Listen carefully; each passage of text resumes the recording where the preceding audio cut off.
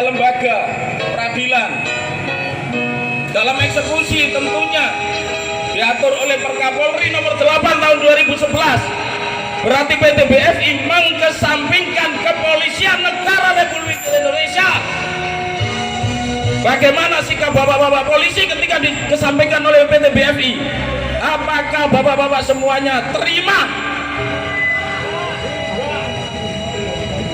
Jika bapak-bapak kepolisian terima, maka sama halnya dengan PT BFI.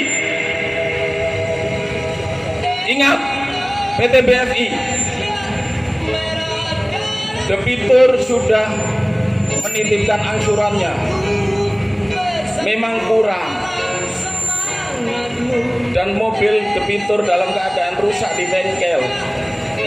Sudah ada komunikasi akan membayar setelah mobil selesai dari bengkel. Tapi saat diuji coba, kalian rampok, kalian cegat di jalan, kalian pecok, lalu kunci kontak kalian rampas. Apa namanya kalau bukan perampokan yang telah direncanakan? Kami minta PT BFI untuk di hadapan kami, di bawah terik matahari, bersama-sama kita buka kronologi yang ada, kita buka undang-undang yang ada, kita buka apakah perilaku kalian sudah benar. Kami membawa seluruh korban-korban dari BFI. Lihat para ibu-ibu itu, ada yang angsurannya kurang 2, kalian rampok hartanya. Di dalam perlindungan konsumen juga sudah jelas bahwasannya yang dijaminkan adalah jaminannya adalah BPKB, tapi kenapa objek juga kalian rampas? W1802 EA kepada debitur tanpa syarat. Kembali lagi, tanpa syarat. Tolong dari pihak BFI Finance keluar, temui kami, bicara baik-baik sama kami, jangan sembunyi. Hadirkan segera pelaku eksekusi. Pelaku eksekusi jaminan fidusia yang kalian rampas. Kalian itu sama halnya dengan perampok. Apalagi barang ibu-ibu yang di belakang sana, kalian ambil tanpa ada pengembalian. Berapa utang piutang mereka? Tidak sepadan dengan apa yang kalian lakukan.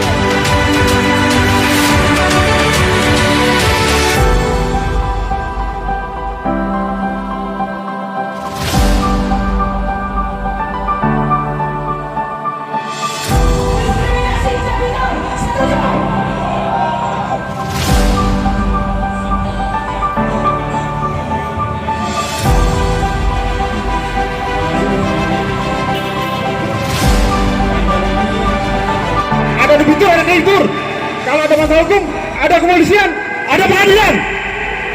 Saya kira semua lembaga keuangan atau lembaga finance memiliki lawyer atau pengacara. Tempuh jalur itu, tidak usah pakai pihak ketiga yang namanya PT atau apa yang melehalkan cara-cara preman di jalanan. Tidak hanya ada kolektor sepeda motor dan mobil, meresahkan masyarakat. Ini sangat meresahkan masyarakat. Mobil saudara saya, Mas Karim, di bengkel, dijajal sama montir apa mekaniknya, dirampok di jalan, dirampas di jalan. Yang memberi rekomendasi jelas BFI, karena BPKB-nya dijaminkan di sini. Setelah itu dia kontra dengan pihak ketiga untuk membayar para debt collector, merampas mobil itu sepihak tanpa sepengetahuan. Tapi ini namanya perampasan. Dilaporkan, sepakat dia. Biarkan. Setelah itu ditutup. Tidak hanya di Lamongan tapi di semua sudut negeri, merasakan masyarakat. Kami aktivis Lamongan hadir peduli untuk kepentingan masyarakat yang pada punya hutang. Pandemi baru berakhir dan akan berakhir, belum berakhir.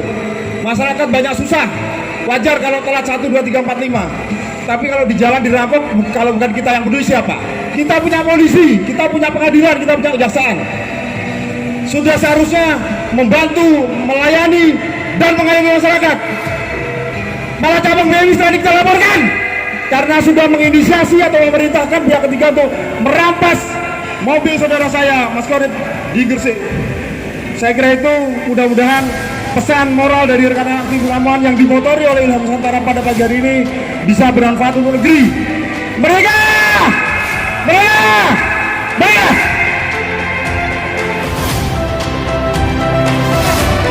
Dari pihak PT BNI dan PT Cakra, surat tugas perintah eksekusi atau eksekutor di lapangan, kami ingin tahu sesuai dengan SOP apa tidak. Di sini terus sampai ada jawaban. Merdeka! Merdeka! Merdeka! Merdeka! Kita itu hidup di negara Persatuan Republik Indonesia. Dasar negaranya jelas. Bagaimana mungkin kalau masih ada perampasan-perampasan yang dilakukan oleh debt collector bisa sesuai dengan. Oleh sebab itu kami mengharap kepada BNI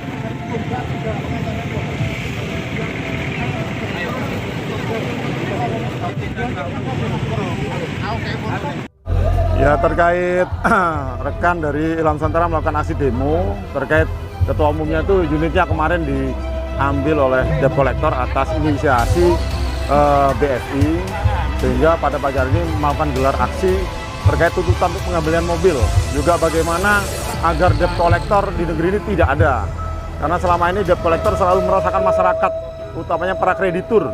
Pada saat mereka telat 2, 3, 4 dan seterusnya, sering sekali ada perampasan baik mobil atau unit sepeda motor di jalan raya.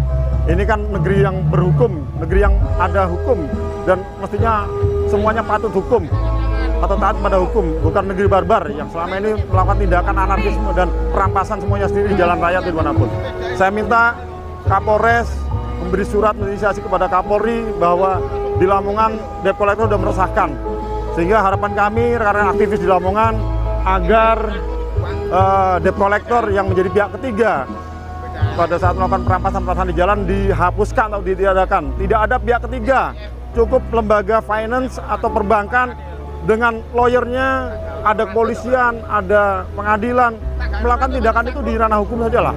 Tidak melakukan kegiatan jalanan seperti premanisme atau perampasan yang semena-mena. Saya kira itu. Terima kasih. Nah, ini kita akan adakan tindakan atau kegiatan demo yang lebih besar. Nanti biar rekan-rekan aktivis di Gresik dan di Lamongan bersatu, mewakili masyarakat, mendampingi masyarakat terkait debt collector yang meresahkan masyarakat. Dan langkah berikutnya setelah ini dari rekan Ilham Nusantara akan melaporkan pimpinan BFI Lamongan ke Kapolres Lamongan karena diindikasikan melakukan tindakan perampasan dengan meminta pihak ketiga untuk melakukan perampasan. Oke. Saya adalah Karif Anam, pemilik unit mobil W1802EA. Memang benar, debiturnya atas nama Eko Dwi Prasetyo, warga Sungai Lebak, Karanggeneng, Lamongan. Pada saat itu, bulan Februari, Eko mengajukan kredit, itu katanya marketing, diberi pencairan 97 juta. Tapi setelah 1 bulan kemudian, kredit Eko ini tercatat pencairannya 107 juta, ada selisih 10 juta. Yang kemudian ditanyakan, pihak BSI selalu ngeles sampai dengan sekarang, dimintai salinan perjanjiannya tidak diberikan. Yang kedua, terkait angsuran. Memang angsuran telat 4, tapi bulan September kemarin pada tanggal 27 itu sudah ada titipan dari saya sebesar 500.000, dan saya berjanji akan membayar kekurangannya setelah mobil itu selesai di bengkel. Pada tanggal 12 mobil itu selesai dari bengkel, saat diuji coba oleh montir dipecok Pak, oleh debt collector yang dari PT Cakra dengan ciri-ciri warna kulit hitam, tangan kiri ada tato, dengan cara menghentikan mobil dipotong, kemudian kunci kontak langsung dirampas. Nah, perlakuan inilah yang kami tuntut. Peradilan jalanan inilah yang kami tuntut, karena ini adalah teroris masyarakat. Menurut kami teroris masyarakat, meresahkan masyarakat. Dan yang ketiga adalah negosiasi. Negosiasi, kami siap membayar sesuai keterlambatan, sesuai kewajiban yang harus dibayar oleh debitur, kita bayar. Tapi pihak BSI minta pelunasan secara seluruhnya, berarti kan tidak memberikan rasa adil, tidak memberikan, tidak mengajak penyelesaian secara kekeluargaan, maunya menang sendiri. Kan itu namanya pemerasan, karena kita dipaksa menyerahkan barang untuk pelunasan utang. Itu. Dan hari ini kita demo, hasilnya nihil. Pihak BSI bersikuku. Kami Kamis depan tanggal berapa itu? Tanggal 3 November kami akan datang lagi ke PT BSI. Kami akan demo dengan massa yang lebih besar. Saya akan kerahkan seluruh anggota LSM Nusantara. Se-Nusantara akan saya hadirkan. Ya.